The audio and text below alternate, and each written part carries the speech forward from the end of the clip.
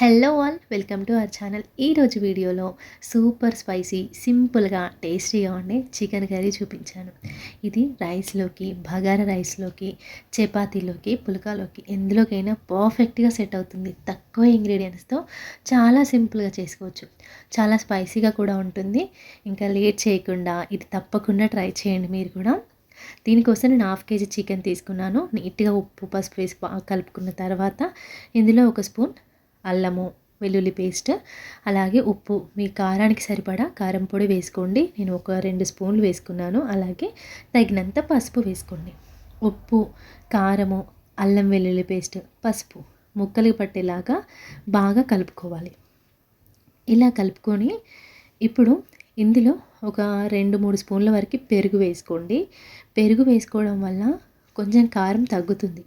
కాబట్టి మీ కారము మీ టేస్ట్కి తగ్గట్టుగా అడ్జస్ట్ చేసుకోండి. నేను ఇక్కడ ఒక 2.5 స్పూన్ల వరకు వేసుకున్నాను. ఇలా పెరుగు వేసుకోవడం వల్ల చికెన్లో గ్రేవీ థిక్గా ఉంటుంది, కానీ చప్పగా ఉంటుంది.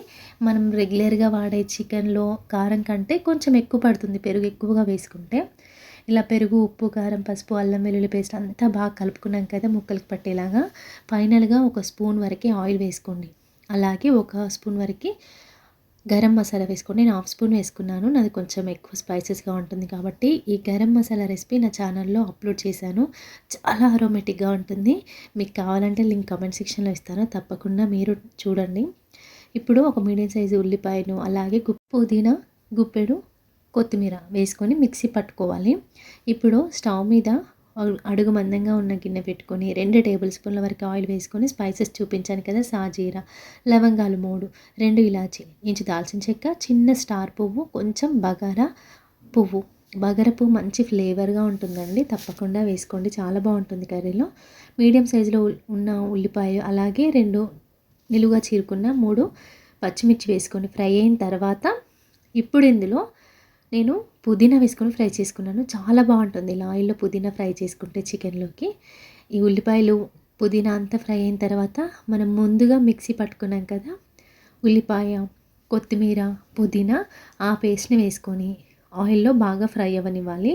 కొంచెం ఆయిల్ సపరేట్ అవుతుంది చూసారా, ఒక 2 నిమిషాల తర్వాత ఇలా సపరేట్ అవుతుంది. అప్పుడు ఇందులో ఒక 1/2 స్పూన్ వరకు అల్లం వెల్లుల్లి పేస్ట్ వేసుకున్నాను. ఆల్రెడీ మనం చికెన్లో అల్లం వెల్లుల్లి పేస్ట్ వేసుకున్నాను, కానీ ఇక్కడ పోపు వరకు కొంచెం వేసుకోండి. అలాగే తగినంత పసుపు వేసుకోండి. వేసుకొని మంట లో ఫ్లేమ్లో పెట్టుకొని ఫ్రై చేసుకోవాలి.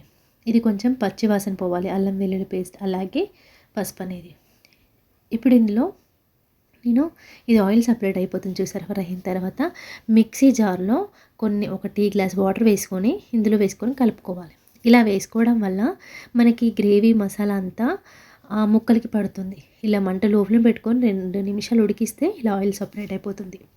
ఇలా ఆయిల్ సపరేట్ అయినప్పుడు అంతా ఒకసారి కలిపేసుకొని ఇందులో మనం ముందుగా కలుపుకొని పెట్టుకున్నాం కదా చికెన్ వేసుకోండి.